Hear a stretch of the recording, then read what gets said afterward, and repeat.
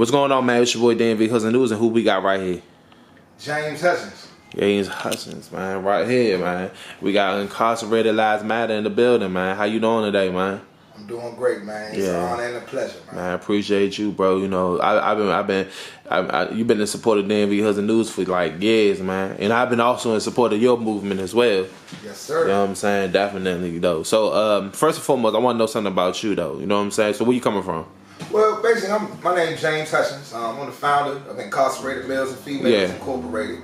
You know, I'm born in Alexandria, Virginia. Okay. However, though, I have a lot of ties here in the Washington, D.C. and Southeast. My father was living here all my life. So it was the back and forth thing? Yeah, DC going to my father on the weekends, being with my mother, living with my mother all the other times. And then once I got a little older, now all them guys that I do from the weekends, now we grown and now we all full, just doing. So you grew up in Alexandria all the time?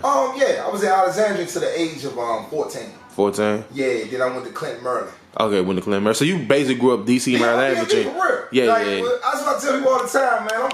I'm really the definition of DMV. You know what I'm saying? Right. 'Cause I didn't live in Prince George's County, Maryland, and DC. Yeah. I mean, Prince George's, Virginia, and DC. Right. Well, Northern Virginia, I would say, not way out Richmond or nothing like that. You know what I'm saying?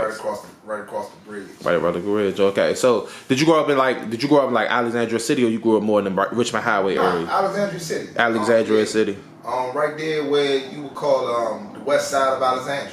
West side Alexandria. Okay. Yep. Yeah, my brother grew up in Delray. You know, he from the city. We grew up in Delray. So I'm very familiar. 3,000. Yeah. I'm very familiar with AVA a little bit. So I'm kind of familiar and stuff. So you know what I'm saying. How was it growing up for you? Basically, it was my mother. She was divorced from my father. They was married before I got here. And then once I got here, they was divorced. And my mother had a new marriage. I had a stepfather. My stepfather was in the household. We was middle class, I would say.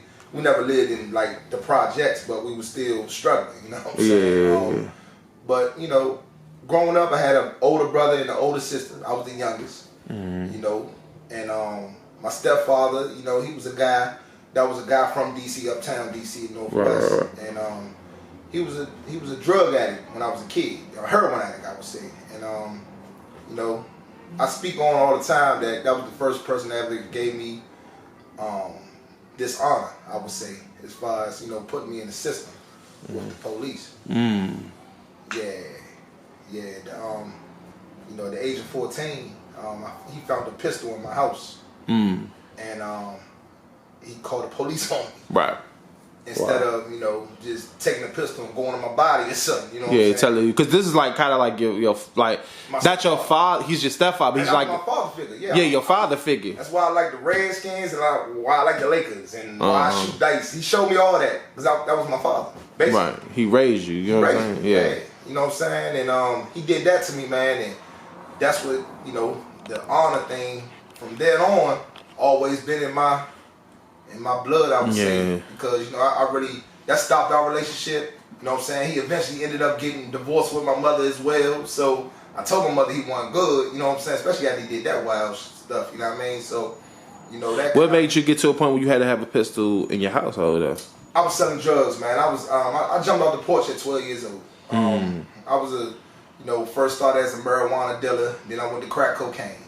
Crack cocaine was my choice of drug to sell back then, and I ended up getting convicted of a crack cocaine distribution charge in Alexandria. Went to a juvenile detention center. Right. Okay. And then that ended my career selling crack cocaine, but I went to something different, which was marijuana. I got into the marijuana trade after that.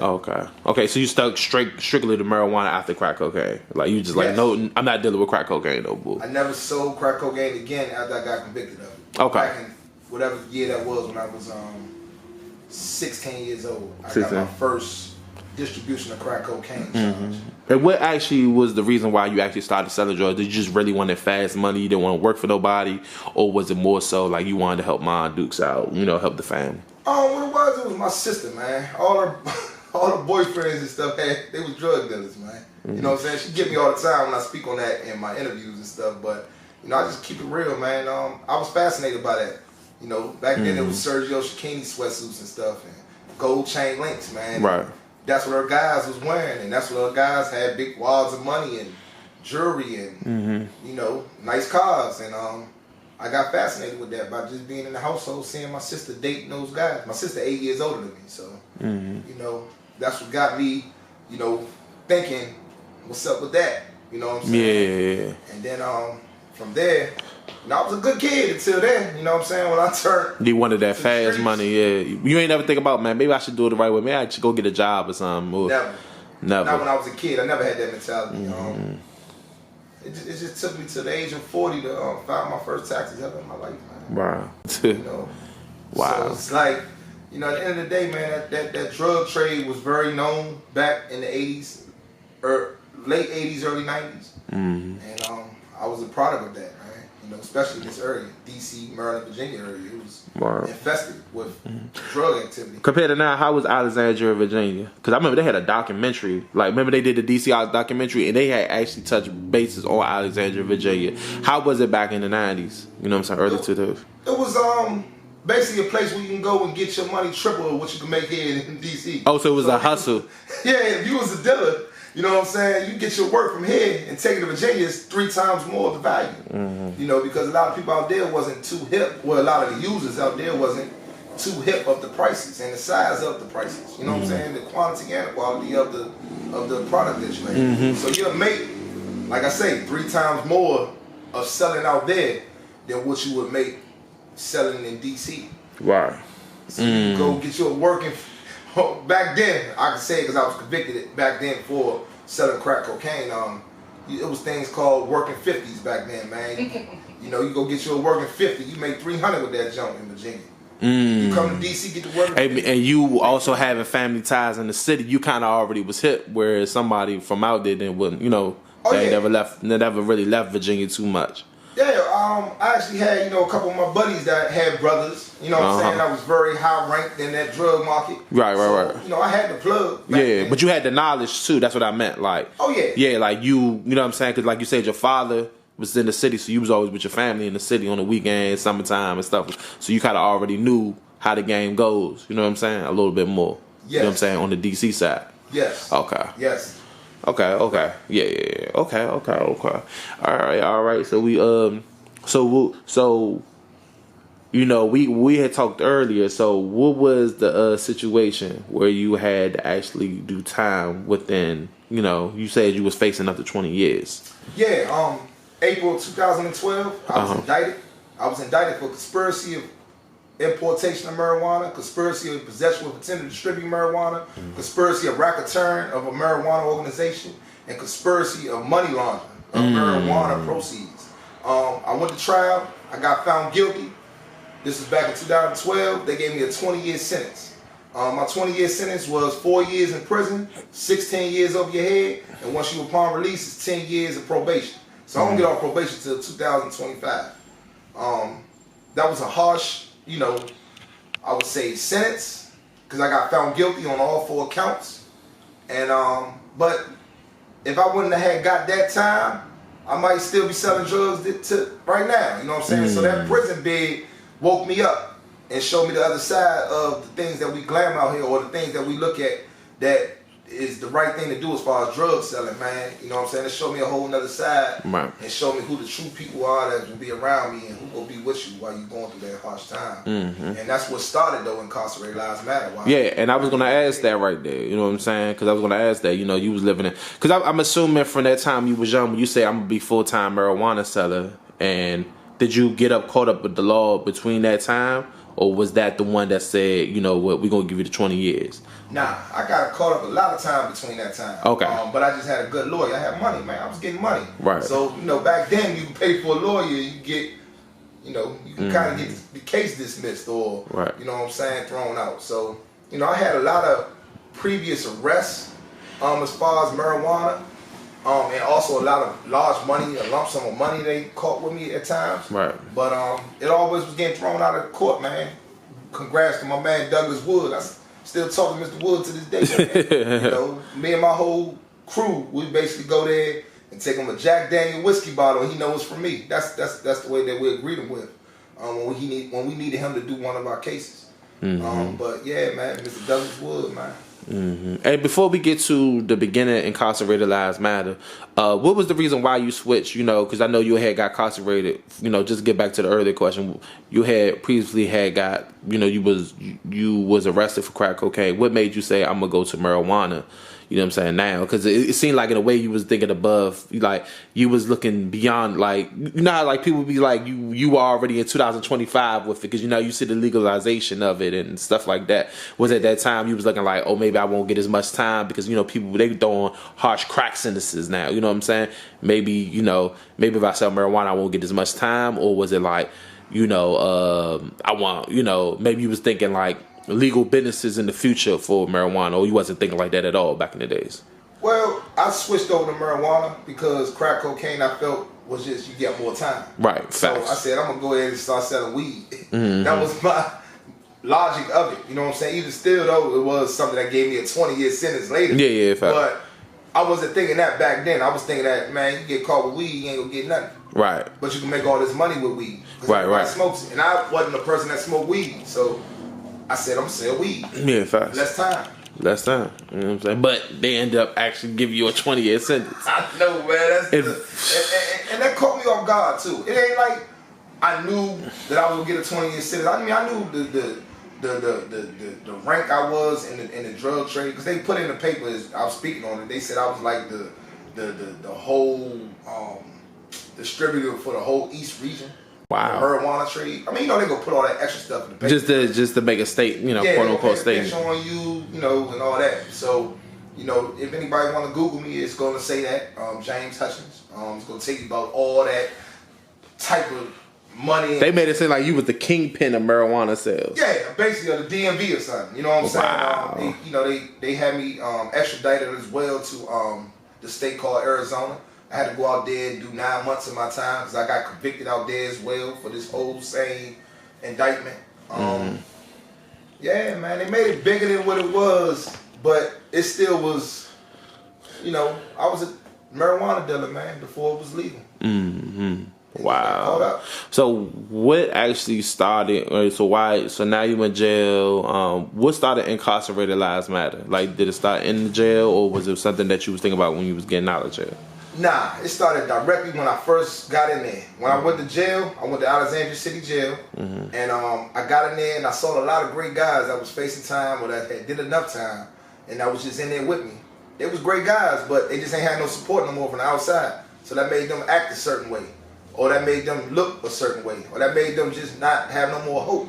So I told myself when I was in there, I was like, man, when I get home, I'm gonna look out for them guys when I get home and start up something to give them $50 a month. Right? Because I know $50 a month go a long way when you go to commissary while you're incarcerated. So I said, man, when I get home, I'm going to start that joint. I'm going to call it Incarcerated Lives Matter. And this was before Black Lives Matter started. Really? It wasn't like I got the name from that. You know what I'm saying? This was something I said I'm going to call it Incarcerated Lives Matter. So I kept in my ways. I told dudes, you know what I'm saying, that I was in there with at the time, what I was going to do when I came home. And then after I got convicted, they sent me down state to the prison. And I talked about it even more when I got to the prison, because now I got my time. Then I was just fighting my case, being in Alexandria jail. And I was just, you know, seeing more guys that was either going to the store box, man, or going to the poker table to try to survive in it, because they had to get what they had to get. And when I say store box, man, I mean it's somebody you going to get one item for, but you owe back 3 items. Yeah, the credit man. You know what I'm saying? Yeah. So it's like, you know, you see all that, and that usually triggers, you know, violence. You know what I'm saying? If that person can't pay their money back, or if that person just curry it and don't pay their money back, right? So I said, you know what I'm saying? There's good-hearted guys in here that I know personally, because I had a little parlay system in there where I, you know, had people playing my ticket. It was called Threes Company, by the way. But I seen a lot of great guys that just didn't have no support system that made them act a certain way. And it kind of touched me when I seen that. And I said, look, man, when I get home, I'm going to make sure that the men get money coming in financially, because when you get finance money, it takes a lot off you of what you got to do and what you got to focus on. You get that bitterness out of you. Like, I seen dudes on the phone messing their people's whole day up on the phone because they bitter because they can't send them no money. You know what I'm saying? So now you done mess these people on the outside whole day up because you ain't getting no money sitting at the time that you want it. So I used to see all that, and I said, man, if these guys had their own resources of money coming in by somebody that don't even know them and ain't no motive behind it, it's gonna be a spark for them to know that somebody looked out for them, you know what I'm saying, while they was down. You know what I'm saying? Give them hope. You know what I'm saying? They can tell the next man, or they can do that for somebody else in the future. So that's how Incarcerated Lives Matter started, man. And, you know, I always speak on one of the first men that I talked to while I was in prison about Incarcerated Lives Matter is my hallway house manager right now. Wow. You know what I'm saying? He had a life sentence when I talked to him at the child hall about Incarcerated Lives Matter. And look at that. Now he's here being a hallway house manager. You know what I'm saying? This guy right here? Nah. That's him? You was facing a life sentence? No, he was already. Oh. You was already in there. You was already. You don't mind if I put the camera on you right now? No. Okay. Some of your story, man. Yeah, everybody. I went in. Actually, I went in on bank robbery charge in 1984. Went in on bank robbery charge, and I wound up catching a body while I was in. I went into Virginia system, and I wound up catching a body in power tank, and they give me a life sentence. And well, come out here, I'm doing 35 years. I met Mr. James in 2014? Yeah, 2013. Corrections Center. And we was down the dining hall, we just kicking him, he was talking about, he was telling me about what he's seen in there and the things he would like to do when he go home. So that's when the program he was started, so he gonna go out and start this program to help inmates, incarcerated inmates. And for sure, he came home and started. Now he started, I was one of the recipients of the $50 come in. I got one, but the second one he sent in, they denied it. But that's how the system are. They, you know, people don't want to see somebody helping somebody else that's already incarcerated, so they denied me that the money coming in, talking about I can't receive money coming in from an organization. But that was kind of crazy, but you know, I came home 2019. The brother knew I was coming home, we kicked it. And then a couple of years, pandemic jumped in, and that's when we had this COVID jumped out. We lost a little contact for a little bit, but we got back in contact. Then he was telling me what he wanted to do. He said, no, I need you. I need your help. But you come in. Okay, I put on my wood. So here I am. Here you are. Walk in, I'm resident manager. Right. For the whole way house. Facts. We're going to appreciate that, man. Appreciate that. Yeah, definitely appreciate that. So we're going to get right back to this right here. You know what I'm saying? That's appreciate that, though. That's good to know. So, now, before we get to the whole way house, did you experience any, like, did you feel like you was kind of abandoned in a way? You know what I'm saying? Most definitely, man. Hey, listen, man. Listen. All those guys that knew me. For one, when I went in, I was like #1 promoter out here in the DC area, hands down. You can ask whoever. Oh, so you had a legal hustle too, like? Oh yeah, ASAP promotion. That was me, ASAP. Always serious about paper. Any of the old heads know me. I mean, the youngest know me too, because I did one of the biggest Showplace Arena events at Showplace Arena. 2009. Yeah, the Bounce Beat. Really? I never knew that. Bounce Beat. Yeah. I remember that. I remember that shit. We did it with Team Major and a couple other little young. Yeah. Me and Buck. My man Buck. Yeah, I know Buck. With publicity, man. Big Buck Promotions. And we ran the city. We was running the city at the time. Man, nobody showed up for me, man, when I was going through my trial. Except one guy, Keith, that runs X4B. He owned Bass Crew at that time. But he also had X4B Club. You know, he's the only club owner that came on my defense to let the prosecutors and the jury know that he knew me from just throwing events and parties. And he didn't know about none of this stuff that they was painting a picture of me being. You know what I'm saying? Because they, like I said, they were saying I was laundering money through my promotion company. That's why I never used the name ASAP anymore. But, you know, Keith, X4B, shout out. All the rest of them, I ain't going to say their names, but I done did events at every club you can think of out here in D.C. and Maryland and Virginia area. Right. And also, we used to do Puerto Rico, San Juan Recession Getaway. I think I remember those. Take Backyard out there. We also took Subtle Thoughts out there. I definitely remember those shows. I wanted to go, but I felt like I wasn't old enough to go. I remember those shows. Yup. I remember the flies. All the O-Cup parties, man. All the O-Cup parties was ours. Well, O-Cups was free all night going against Patron and also Ciroc. I mean, my bad. I'll be lying if I said Ciroc because that's too close. Grey Goose. O-Cup versus Grey Goose, CFE. We did X4B, and we did Brian Manor. Yeah. Brian Manor, Old Cup went against the Cash Bar. He won every time. Meaning which will be gone first. Either the Old Cups will be gone first, or the Cash Bar, or the Ciroc, or the Patron will be gone. Right. I mean, or the Grey Goose, or the Patron will be gone first. And he won all that. But yeah, man. My friends who was involved with me in the drug market at that time, they all turned their back on me. I do understand some of them because, you know, they didn't want to get caught up in my indictment. So yeah, I do understand that. However, though, you could have sent some money some kind of way. And I was bitter. I ain't gonna lie to you. I mean, I understand now.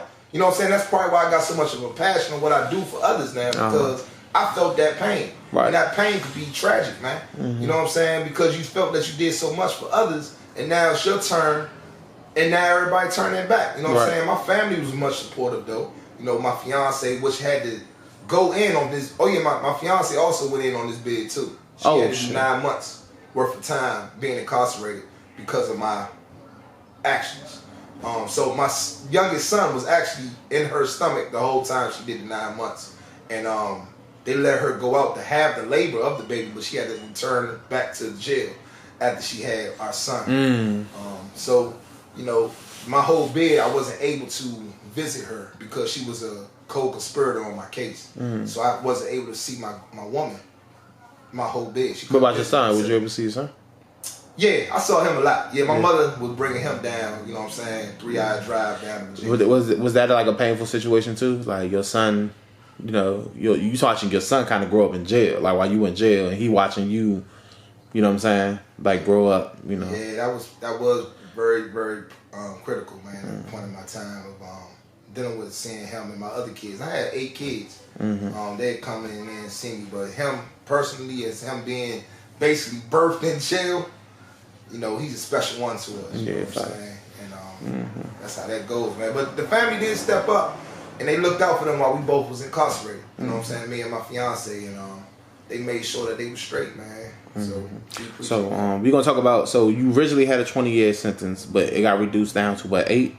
Nah, it never got reduced. Oh, really? Yeah, the 20-year sentence was broken down. 4 years in prison, 16 years over your head, and 10 years of probation once you're released from prison.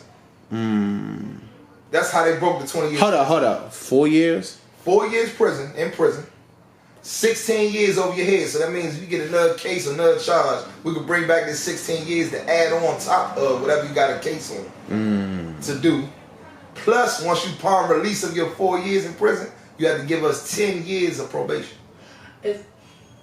More than 20 years. Nah, that's 20 years. 16, 4. 10 years probation is just part of the 16. Yeah, so you get any trouble, but they can drive without a license. Violation.